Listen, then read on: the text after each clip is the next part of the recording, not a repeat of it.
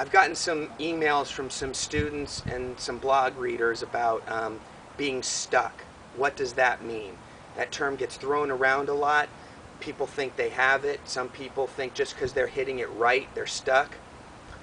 Basically, in my opinion, there's two kinds of stuck. There's the stuck where your turn is out ahead of your hands and arms and club head. So what that looks like is if you turn too much and your hands drop, everything is stuck behind you. The problem that I face right now is my hands are stuck behind my turn from holding the lag so many years. My release is late, and then I either block it to the right or I have to flip it. So I'm going to talk about what kind of stuck that is next. The second kind of stuck, people will say they're not stuck because they're swinging on plane, but this is a whole new problem that has resulted from the hold the lag mentality.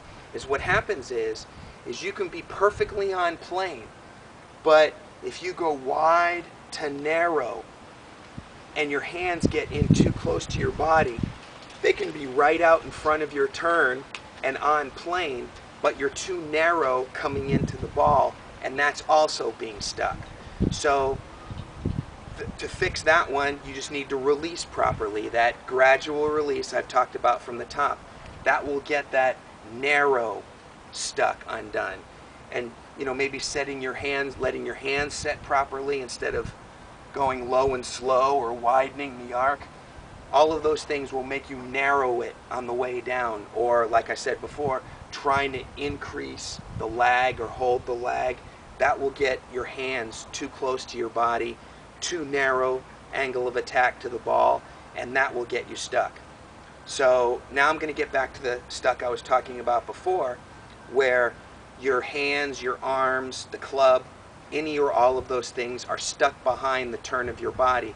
That's the problem I have. And the best way to see, now what I'm about to talk about now is not a position that you strive to hit, but you will hit this position if you're swinging properly, turning properly, and releasing properly. So the way to know if you're stuck behind you is coming into the ball.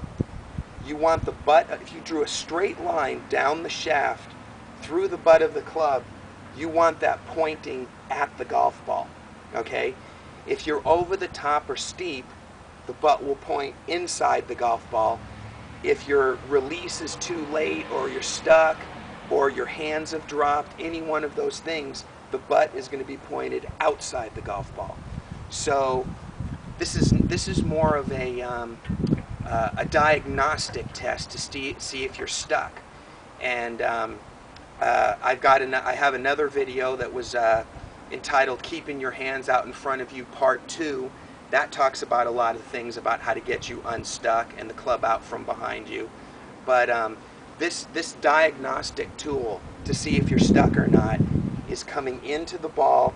You want the butt of the club pointed at the golf ball, not outside of it. And if it is pointed outside of it, either, some of the things that could be wrong is your lower body is leading too much, and that'll make your hands drop behind you, leading too much by turning too quickly, setting your hands too high and then having them drop, narrowing your arc coming into the ball, trying to hold that lag, that'll get you stuck. Starting the release too late and having the shaft drop without releasing to the club, that's another thing that'll get you stuck. Not a comprehensive list, and like I said, this is mostly a diagnostic tool. So if you are stuck, you can start working on some of the things that will get you unstuck, which is having everything turn together, releasing the club, 90-degree shoulder turn to your spine instead of too flat. That will also get you stuck. If your shoulders turn too flat and you don't come over the top, if they turn too flat and then you go straight to the ball from there, that's another stuck position. So again, not a comprehensive list, just a few things that can help you get unstuck, and a diagnostic tool on how to see if you're stuck or not.